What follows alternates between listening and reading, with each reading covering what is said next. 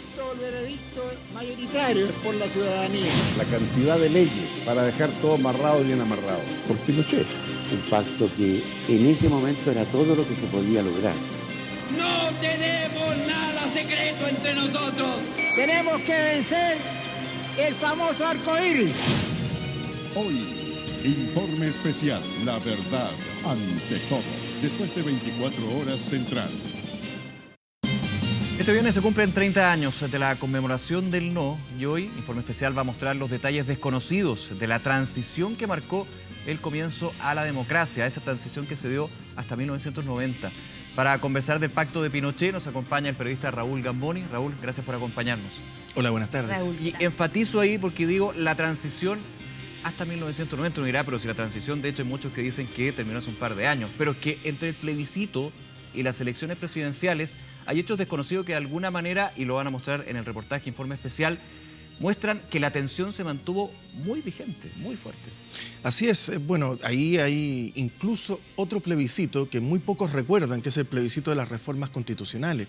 Hemos hecho memoria con varios de los colegas y algunos no recordaban específicamente ese hecho, un plebiscito en donde la mayoría de los chilenos, curiosamente, tanto los que votaron sí como los que votaron no, votaron apruebo las reformas constitucionales.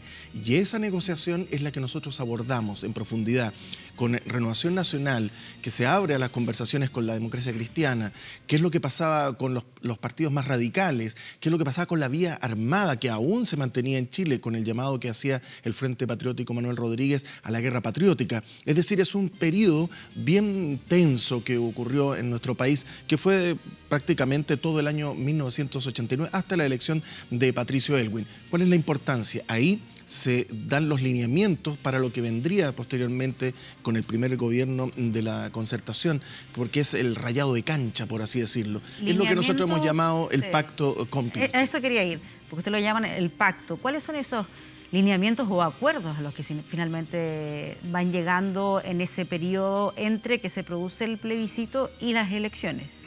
Bueno, prácticamente, por ejemplo, los senadores designados que se mantuvieron, pese a que se aumentó el número de parlamentarios para poder bajar esa incidencia de la cantidad que eran 9 de senadores designados. Pero lo importante es que aquí hubo concesiones por parte del régimen militar y también por parte de la oposición, que era la Concertación y otros partidos, porque cada uno tuvo que bajar un poco su tenor, digamos, de la discusión, y para poder terminar finalmente, con algunos de los testimonios que hemos recogido, con una situación que ya tenía cansado al pueblo de Chile. Lo que quería era tranquilidad y es por eso que muchos de los entrevistados plantean que había una necesidad de paz y es por eso que se llegaron a estos acuerdos. Bueno, algunos no quedaron muy contentos y otros quedaron bastante contentos. Por ejemplo, el régimen militar logró amarrar aún más las reformas futuras, es decir, hacía más difícil que pudiera reformarse la Constitución. Con quórum muy altos en varios casos. Así es, y eso queda en el reportaje una revelación, porque se reconoce por parte de ex funcionarios del gobierno militar que efectivamente la Constitución tenía una puerta que permitiría a las futuras autoridades eventualmente hacer reformas porque sí tenía la mayoría absoluta. Entonces, ahí es donde se abre. ¿Por qué dirán algunos Pinochet se abrió a reformar la Constitución? Porque existía ese peligro de que ganara, como ganó la Concertación, y que al poco tiempo pudiera reformar la Constitución y cambiar todas las reglas del juego. Y esto también sumando en este periodo de pretransición, podríamos decir, o transición bien de consensos, de acuerdos que gustaron o no gustaban a varios, como tú comentabas, Raúl, donde el fantasma de un nuevo golpe militar seguía muy latente.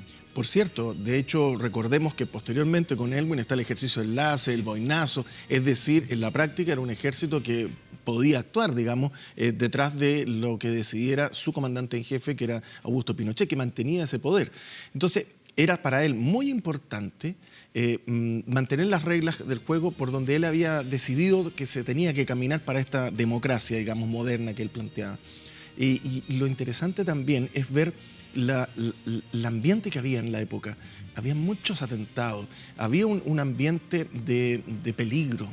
La gente tenía esa sensación. Entonces, el hastío de tener que, después de 17 años de dictadura, tener que volver a tener este peligro, decidieron finalmente entregarse, por así decirlo, a estos acuerdos. Acuerdos que con el tiempo todos los evalúan como innecesarios, o sea, no innecesarios, sino que insuficientes, diría yo que es la palabra.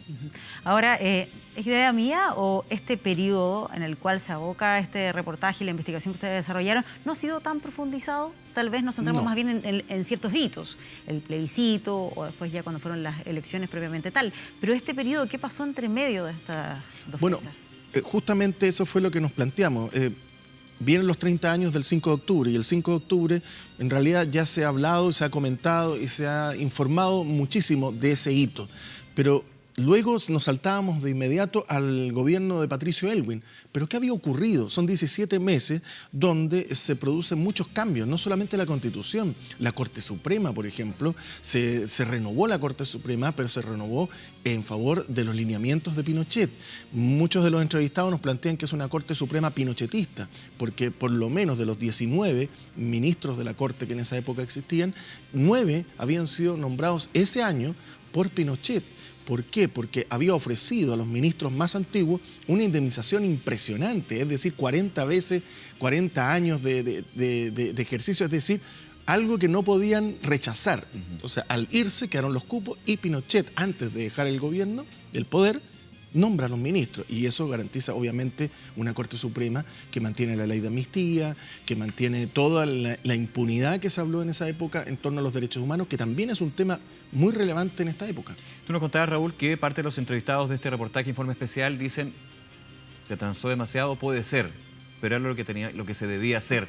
De hecho, uno de los entrevistados es Ricardo Lagos, quien con un dedo, digamos, generó todo este ambiente que ya es parte de la historia. En ese se transó demasiado, a juicio de los entrevistados en el reportaje. ¿Qué faltó? ¿O qué es lo primero que estaba en prioridad y que finalmente tuvo que quedar años después, digamos? Bueno, lo que plantean en general, que me gustaría que lo pudieran ver dentro del reportaje, es en general que todo esto fue insuficiente en su momento para poder hablar de un gobierno democrático que pudiera asumir Patricio Aylwin, en este caso, que ganó las elecciones. Pero los senadores designados fue un tema importante para la oposición y no pudieron. Ricardo Lagos reconoce que no pudieron hacer eso, que no pudieron, muchas leyes de amarre que se hicieron en ese momento. De hecho, las privatizaciones también es un tema que se abordó en esa época y finalmente después de un informe que se hizo en el Congreso ya democrático, se olvidó aquello, como que se dejó pasar porque habían otras prioridades. Claro, en un minuto se querían revertir las privatizaciones. Así se planteaban. Ya llevaban años también. Así se planteaban, pero finalmente algo más poderoso, una suerte de razón de Estado que planteaba Patricio Aylwin, no siguieron por esa veta y siguieron por otro tipo de cosas, como por ejemplo el informe Rettig, que fue un hito dentro de lo que fue la transición, porque planteó lo que Patricio Aylwin había prometido, que en el fondo era una verdad, por lo menos una base para saber qué es lo que había ocurrido con los desaparecidos, con los ejecutados. Y se hizo este informe, que finalmente hoy en día nadie lo desmiente, pese a que en esa época se negaba, digamos, la veracidad de ese informe. Se abordó también en el reportaje lo que fue el proceso de elección o de quién iba a ser el candidato oficialista. Lo digo pensando en si acaso Augusto Pinochet quiso o pensó en algún momento ser candidato. Bueno, rondó mucho y el reportaje aborda ese tema. Es impresionante ver cómo existió la posibilidad de que Augusto Pinochet fuera candidato para la elección de 1989, es decir, hubiese competido contra Patricio Aylwin, ¿ya? Pero finalmente se desistió y ahí contamos los detalles de toda esa intriga que hubo detrás de esa posibilidad de esa candidatura. Y también está lo complicado que fue, tanto para la concertación como también para el oficialismo, para RN y UDI, que habían sido los que habían apoyado el sí, de nombrar sus candidatos. De hecho, recordamos ahí que el candidato Hernán Vigi se fue a la montaña, o sea, declinó, estaba en competencia, pero declinó y después volvió a postularse. O sea, los vaivenes de esa época son interesantes de analizar y ver cómo el poder se empezó a encajar para poder tener esta transición que después todos tuvimos. Claro, un completo realmente también político, donde finalmente son los partidos los que vuelven de alguna manera a la escena de la decisión, con las trabas, como tú decías, los senadores designados, que finalmente también es un tema que se va desarrollando. En ese punto, el consenso también de los partidos, que se van rearmando, que van viendo un Chile distinto, un Chile que hay que volver, pero no es el mismo de antes. ¿Cuál es un poco la conclusión que tú tomas con respecto a lo que se cuenta en este reportaje?